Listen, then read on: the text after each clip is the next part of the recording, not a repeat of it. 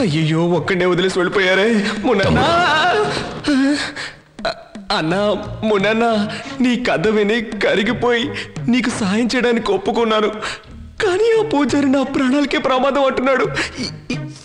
ఏం చేయమంటావన్నా? తమ్ముడు, నేనెంతో నమ్మిన నా ప్రాణ స్నేహితుడే నా ప్రాణం తీశాడు. నువ్వు ఎవరో నాకు తెలీదు, నేనెవరో నీకు తెలీదు. అయినా మంచి మనసుతో నాకు సాయం చేస్తానన్నావు.